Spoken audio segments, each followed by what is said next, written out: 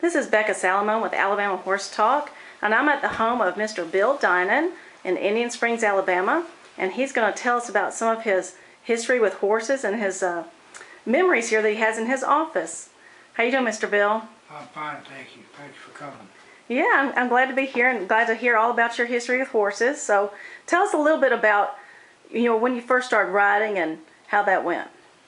Well, I've been riding horses since I was a little kid, but I really got serious about it back in about the late 80s when I did buy a horse, and then I ended up getting into the Arabian Association and had Arabs ever since. That's all I've ridden for years and years is Arabians. That's awesome. Yeah, so you're also involved with the Outback Trail Riders, is that right? Right. The Outback Trail Riders was started, I believe it was in '89, and I was one of the first members with some of the rest of them. We were just the Shelby County riding group at the time. We rode power lines and whatever we could find to ride, really. And of course now it's really blossomed into a fairly decent sized club, really. And it's had some good times. We've enjoyed it.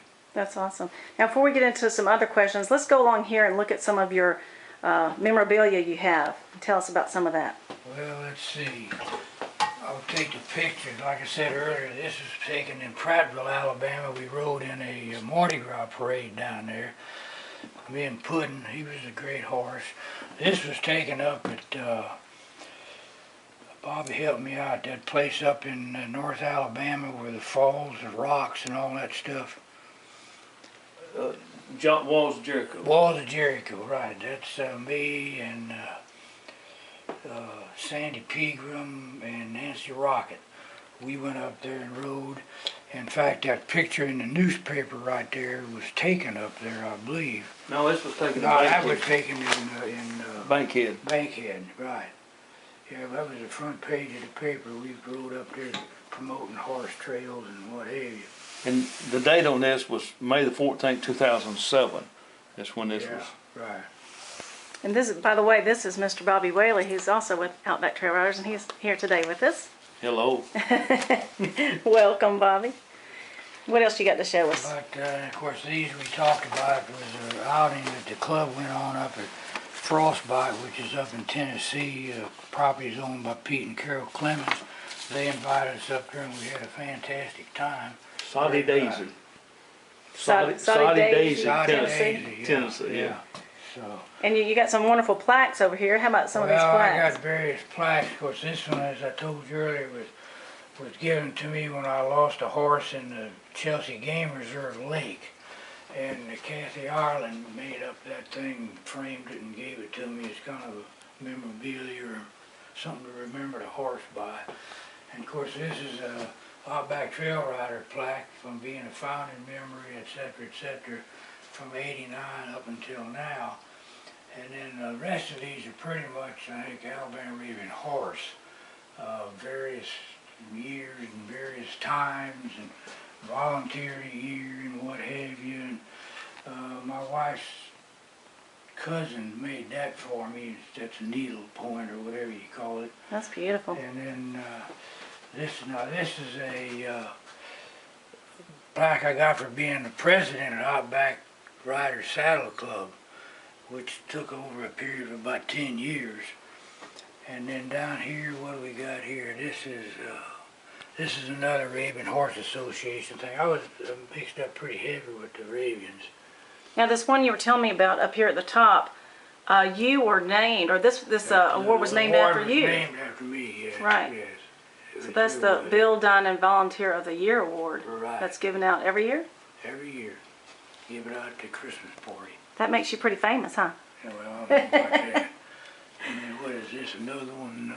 Yeah, that's Alabama Arabian as well, 1996. And then I was the ringmaster for the Alabama Arabian Horse Association horse shows for probably 20 years. Awesome. I finally had to give it up. And then also down here we have something about the wagon train, Alabama wagon train. Yeah, we rode the wagon train back in 1990. That's that Arab, Alabama to Montgomery. It's about an 8-day trip. It's quite living like pioneers lived in those days. And tell me what you're telling me about that. How you ride forward and they have to go back and get your rigs. Yeah, what you do is you get up at 3 or 4 o'clock, 4 o'clock in the morning. You feed your animal, and then you got to ride. You got to take your vehicle to wherever they're going to end up that night. And then they got a bunch of school buses, and they bus you back to where your horse is tied up to somebody's fence post or wherever you could find to tie him to. And then you get on your ride to where where your trailers are at, and then spend the night there and get up and start all over again. It's quite an experience. I enjoyed it, and it kind of shows you how to. How tough you are. People, that's right. And luckily, most of the part, one time I never will forget. The first night we spent at Nakalula Falls, and rode in down through Gadsden, and when we went out through Rainbow City, there was one of these time and temperature signs, at the Kmart. And it was 29 degrees and it was raining like hell. I said, what am I doing out here in this mess? So then we trailed her down to the Alabama Speedway for that day, and then picked up and went on down to Wetumpka and got on into Montgomery. But it was quite an experience, Well, that kind of shows me your dedication to horses and riding horses. And I see you, out and about doing lots of parades and trail rides. Yeah. So tell us a little bit about that. Well, we had ridden in the Veterans Day Parade downtown probably for 10 years. I didn't make it this past year, but I've always enjoyed it, and I've always tried to get people to ride in it. And there were years we had a fairly decent group of folks riding from either the Outback or the Alabama Arabians. And it's kind of a patriotic thing in a way, and gives you a chance to show off your horse and what have you. And of course we ride in the Alabaster Parade almost every year as well, and other little parades around town, Columbiana and Pelham and Alabaster and different places like that. So Chelsea, yeah, I rode with you in Chelsea. I've ridden in Chelsea a few years, so it's a good place to enjoy your horse and to show him off and what have you. Right, and you were at the Cowboy Day Parade. Yeah, I went down this past Saturday and rode in it. Now, where's your favorite place to go trail riding? Well, I like Old Mountain because it's close. I can be over there in 10 minutes and ride what I want to ride, and do all of it or none of it or just a little bit, and turn around and come back home. So, and my heart's kind of at Old Mountain since I kind of had a little bit about at least enhancing those trails and extending them. There's been we'll talk about Oak Mountain since we brought it up. For years, Oak Mountain had 2 trails. One was the Lake Trail, which was about an hour's ride, and then the other one was an in and out, where you rode to the end of it at the primitive campground road, and you had to turn around and go back because that was the only trail in there. Well, I bugged the guy that was head of Oak Mountain at the time, was Hayden Montgomery, and I had done a good bit of work over there. If you all remember back in the early 90s, I forget which year, 91, something, when we had such a severe snowstorm. Well, the trails at Oak Mountain were a disaster because you had big trees, little trees, limbs, and everything all over the place. So what I did, I took that white horse of mine and a chainsaw and went over there for 4 or 5 different days and cleared the long trail, which was the in and out at the time. The park people worked on the lake trail, which was the hour ride trail. They did it, but that horse and I did the cleaning up of the long trail, and it was quite a chore. Then after that, I kept after Hayden to give us a loop, where we didn't have to turn around and go back over the same point we went in on. So finally he called me aside one day. He said, "Bill," he said, "see if you can't lay out a trail from the end of the wildlife hospital up there and to the campground road." So that was all I needed. So we started on it. Susan Smith helped me ride that thing and lay it out. And we didn't have GPSs or nothing. It was strictly by the seat of your pants, really. And so we did. We extended that trail from the Wildlife Center parking lot to the Boy Scout, the Primitive Campground Road, which is probably one of the prettiest rides in the state, really. A lot of it's high on ridges and what have you. And then, to make matters worse, old Hayden, he was still boss. He said, well, Bill, he said, there's a couple things we got to do before we can open it up to the public.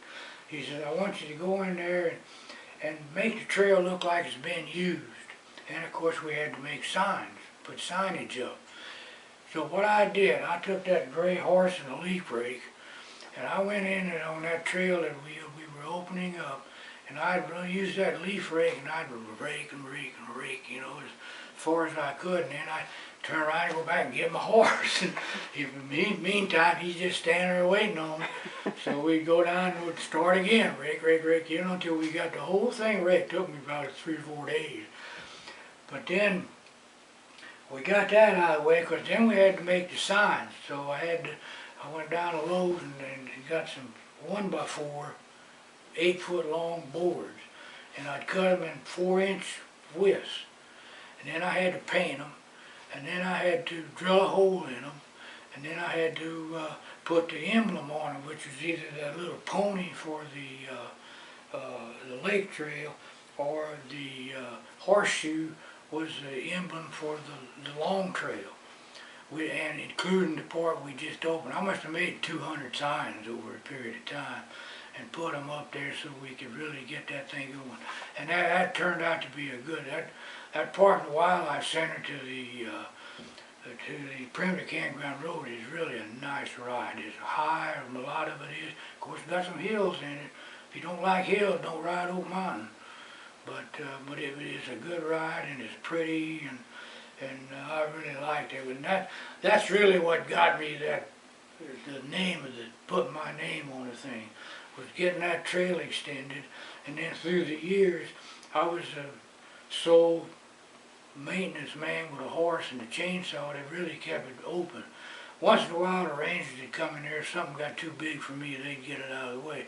But all the rest of it was done with that gray horse of mine and me, and we tried to keep it going, you know, it's either cutting and sawing and clipping and whatever the case might be. Well, it sounds like you've made a lot of contributions to Alabama's horse resources. We appreciate you for doing that. And I tell you what, I'm going to cut off the camera now, and we're going to sit down at your desk and go over some other things, but we appreciate you showing all your memorabilia here for Alabama Horse Talk. Thank you, Mr. Dinan. Thank you.